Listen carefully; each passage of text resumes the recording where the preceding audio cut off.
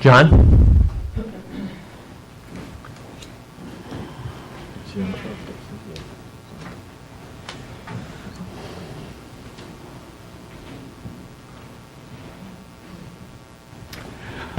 John Anderson, 844 South 7th Street, DeKalb. And I do agree with the business manager about the $20,000 limit for emergencies, for paying for this fuel, or if a well goes down and you need to fix it. You can't wait for a week or two until you have a meeting to figure all this out. I think this whole matter was brought up because in the first place, all this business between the business manager and Mr. Wogan was in the dark for over a year. Nobody knew about it. Even some of you members on the council didn't even know about it. This is a violation of state law. The first thing he done when he was going to even bid on these jobs would be get up here and tell the public and tell you that he is going to be doing work for the city of DeKalb, contracting work. Now, the last council meeting, I asked for a full investigation of this matter and referred to municipal state law 65 ILCS 5/3.1-55-10. This spells out in there explicitly just what Mr. Wogan was supposed to do. Now, I think it's his responsibility to come forth and tell the public about all this and follow all the rules.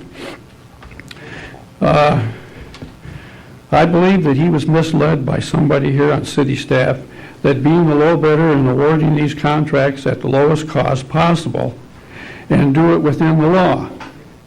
The above statement, or most of it, is a quote from Friday, October 23rd, front page headlines of the Daily Chronicle. This was the first the public ever knew of what was going on between Mr. Wogan and the city. Now, I forgot something here. First of all, I hold no ill will against Victor Wogan doing contract work for the city. But I don't know, it was his responsibility to notify everybody.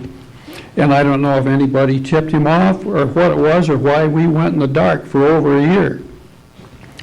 Now, then on Friday, October 20th, and then the next Saturday, the next day, there was another front page article and basically said the same thing. I quote, expenditures less than $20,000 don't require authorization by the city council, but can be approved by the city manager according to state and city law.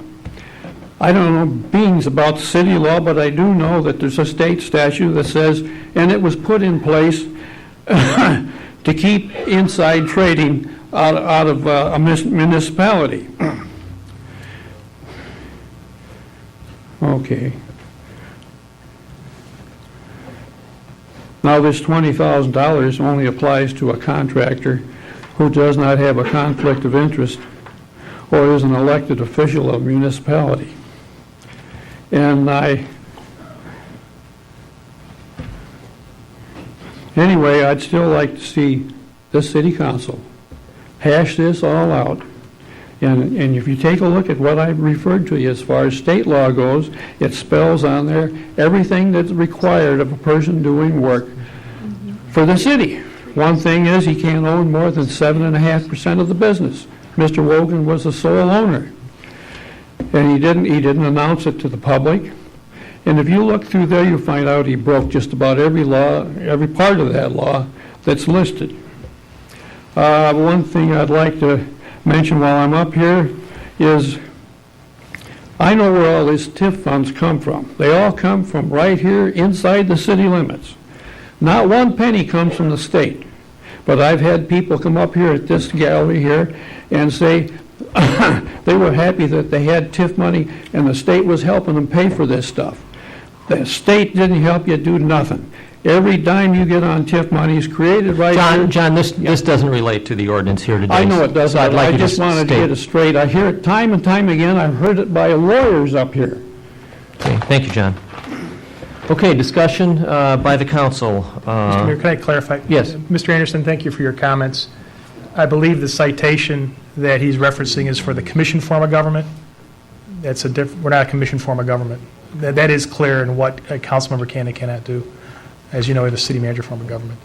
And by the way, it's a small portion, but TIF is in part from the state in addition to local taxes likewise. That's all I wanted to clarify.